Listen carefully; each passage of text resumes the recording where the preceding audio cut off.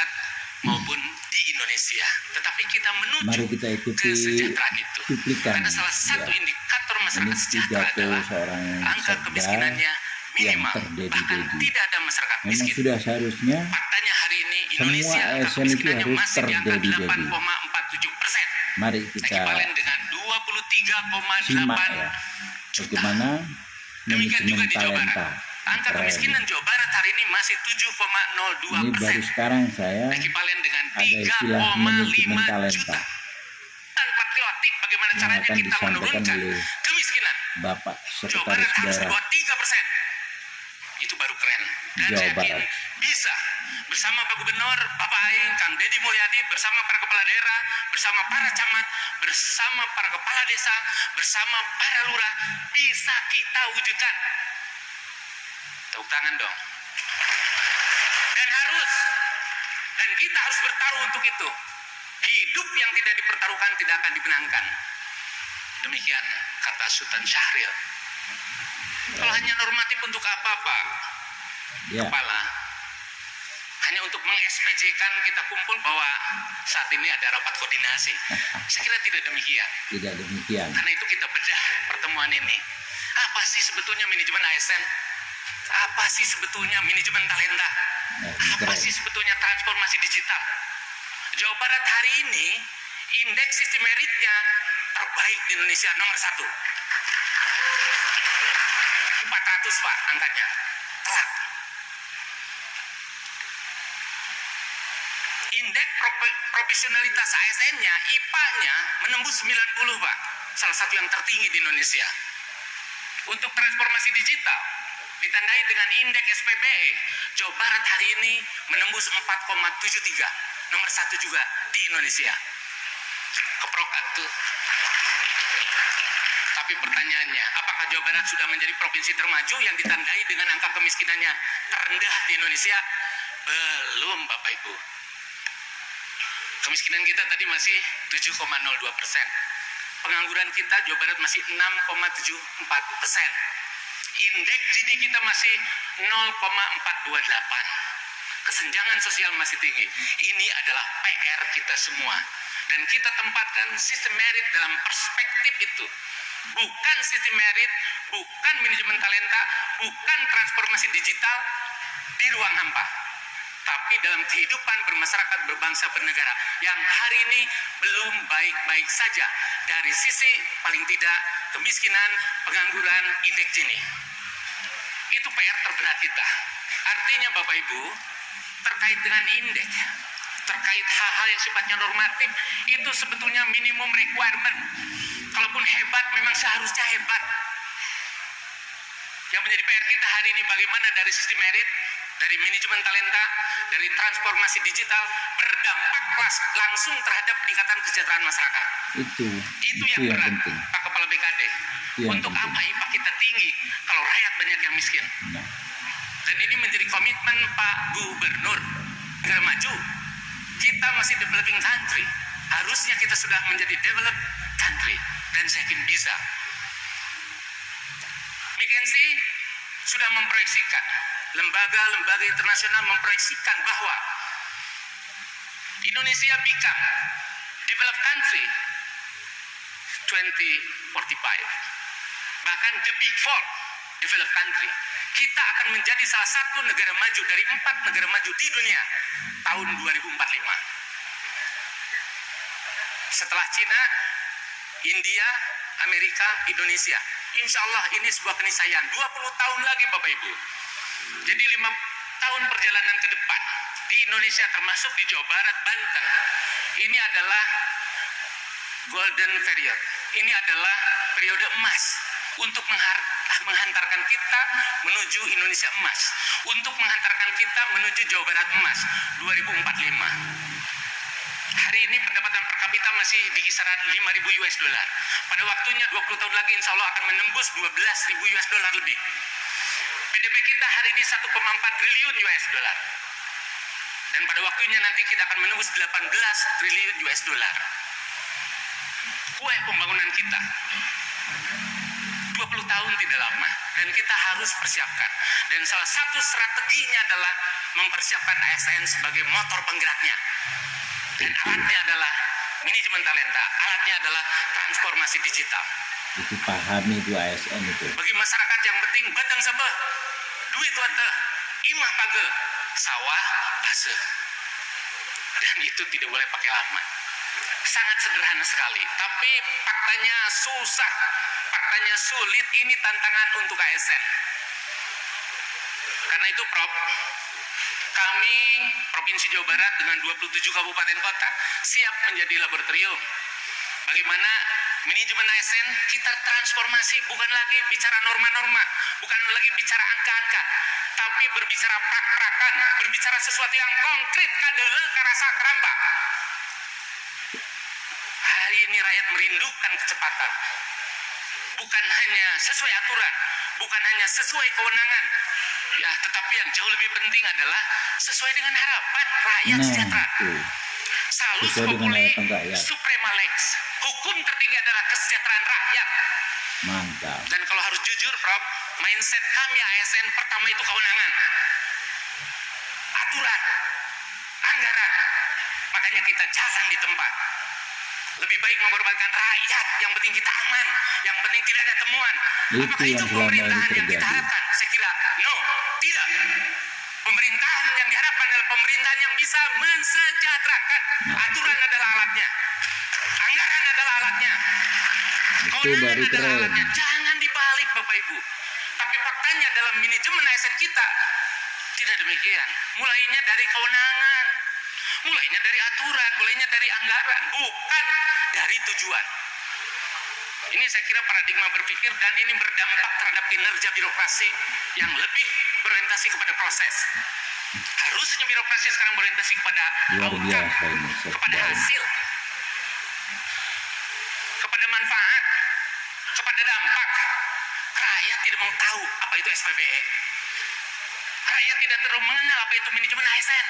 Yang penting mah tadi beteng sebeh, duit weteh, imah page, sawah base. Bagaimana kita menjembatani itu, Prof? Dan hari ini kalau harus jujur, kita belum menemukan bentuk yang ideal, Prof. Pak Gubernur sudah memberikan contoh. Orientasi beliau adalah hasil. Orientasi beliau adalah tujuan. Pak Sekda, bagaimana caranya? Jalur Tangkuban Parahu sampai dengan Subang, Ciater, itu harus tertib. Tidak boleh kumuh. Kita akan tata, kita akan tertibkan agar kita menjadi destinasi utama pariwisata. Siap, Pak Gubernur. Ternyata di dalamnya ada konsekuensi bangunan-bangunan yang ditertibkan. Kalau Pak, dimulainya dari aturan, dimulainya dari kewenangan, tidak akan selesai, Pak. Mau 10 kali rapat, mau 100 kali rapat, berat itu, Pak. Tapi hari ini Bapak silakan lihat jalur Tangkuban Perahu sampai Subang. Pak Markoto, tepuk tangan untuk kita semuanya. Dan itu hanya bisa pada saat pemimpinnya memiliki paradigma tujuan. Baru kita berbicara kewenangan, baru kita berbicara aturan, baru kita berbicara anggaran. Toh, akhirnya bisa. Kami konsultasi dengan Kementerian Dalam Negeri, kami konsultasi dengan Kejaksaan, kami konsultasi dengan BPK. Saya kira Bapak Ibu bisa melihat banyak fenomena baru di Jawa Barat hari ini. Dan terus terang, ini berangkat dari keberanian Pak Gubernur. Yang tentu saya sebagai pembantu Pak Gubernur harus mengikuti, harus beradaptasi. Walaupun terus terang saya juga takut. Iya Pak, karena saya normal. Saya 30 tahun dibesarkan oleh aturan, oleh norma. Yang penting tidak ada temuan. Benar. Lah, kemiskinan Selama masih ini tinggi hari ini. zona nyaman yang Masih tinggi. selalu ada Lalu di untuk apa adanya ASN. pemerintahan? Numpang hidup? Saya kira tidak, Pak. Kita adalah abdi negara, kita adalah abdi masyarakat. Ini Itu yang harus kesempatan kita dipahami. punya gubernur yang keren. Ini kesempatan Bapak Ibu, bukan karena saya pembantu beliau. Ini berangkat dari pengalaman. Saya pernah tugas di kelurahan, di kecamatan, di kabupaten, di kementerian Pan-RB. Baru sekarang ada pemimpin dengan kecepatan di atas rata-rata. Tepuk tangan Bapak Ibu. Tentu tak ada gading yang tak retak. Mari kita backup. Baru berbicara administrasi. Jadi tujuan dulu. Itu idealnya, Prof. Tapi faktanya tidak demikian. Mungkin besok lusa ada temuan. Ya, tapi nggak ada persoalan. Kami siap bertanggungjawabkan. Yang penting tidak ada mens rea. Yang penting tidak ada otak jahat. Yang penting tidak ada niat jahat. Karena kalau mulainya dari aturan, mulainya dari norma, tidak akan selesai. Asli, Pak. Banyak bukti. Ternyata bisa. Ya, kalau paradigmanya mulai dari tujuan. Ya, memang ada undang-undang tentang administrasi pemerintahan, Prof. Di sana ada diskresi. Tapi pada saat dibedah, ternyata diskresinya normatif juga. Padahal Bapak Ibu Kepala Daerah butuh instrumen bagaimana melakukan improvement di lapangan. ASN butuh instrumen bagaimana melakukan inovasi di lapangan. Jangan sampai teman-teman kami, para inovator di lapangan, berujung di penjara. Ini kan menyedihkan. Harus ada perlindungan, Pak. Apalagi Pak Kepala BKN adalah Ketua Korpri. Ini harus kita bicarakan serius, Pak. Apalagi Bapak Presiden menghendaki pembangunan ini akseleratif. Pak Gubernur kami di Jawa Barat menghendaki akseleratif. Tetapi ASN, ya tentu ini harus dibekali juga agar punya nyali, Pak. Karena sekarang kurang-kurangnya tiarap. Kasihan Bapak Ibu Kepala Daerah kalau ASN-nya tiarap, kalau hanya cari selamat. Karena Bapak Ibu Kepala Daerah kan ada konsekuensi politik, Pak. Pasti bebannya berat. Kalau ASN-nya punya nyali, bukan hanya pintar, saya kira keren banget. Itu barangkali Bapak Ibu sedikit provokasi. Mudah-mudahan yang bersambut. Ya, kita bukan hanya berbicara tentang manajemen talenta administratif, transformasi digital administratif, karena di Jawa Barat itu sudah bagus. Sekarang kami berbicara kumaha rakyat sejahtera. Dan itu sulit banget. Dan mudah-mudahan ada terobosan yang bisa kita rumuskan sehingga ini menjadi angin segar untuk para kepala daerah. Dan kami juga ucapkan terima kasih Pak Kepala untuk proses mutasi, rotasi di provinsi maupun di 27 kabupaten kota di Jawa Barat tidak pakai lama. Dan Bapak Ibu Kepala Daerah langsung bisa WA Sekda. Dan insya Allah saya kawal langsung.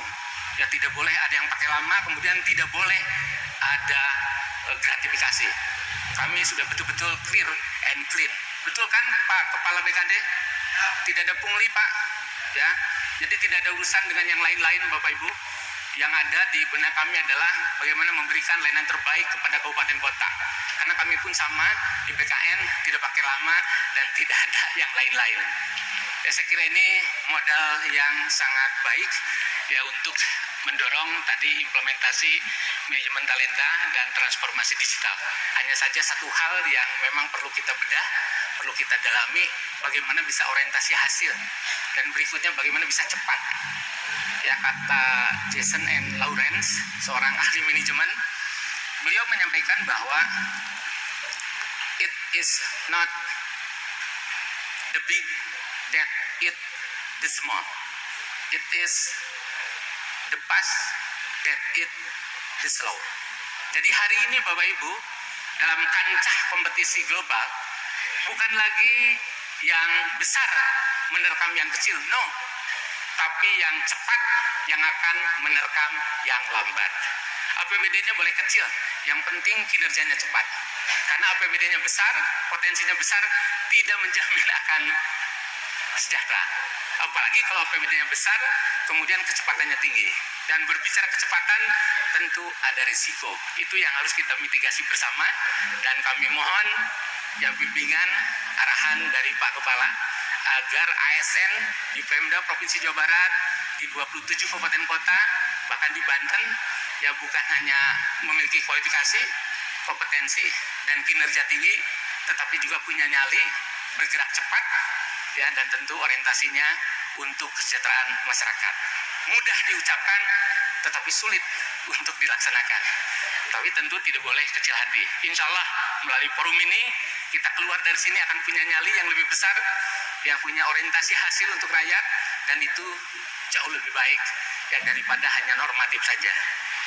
Demikian Bapak Ibu yang dapat kami sampaikan. Ya, terima kasih atas perhatiannya. Ya, mudah-mudahan bisa memantik energi, yang kemudian energi ini bisa menggetarkan, bisa memantik vibrasi. Kalau ada Ini barusan tadi ya, luar biasa ya. Ini jadi para ASN harus memahami manajemen talenta itu seperti apa ya. Jadi jangan hanya berada di zona nyaman ya, berpikirlah bahwa semua kinerja itu ada pertanggungjawaban di akhirat nanti. Oke?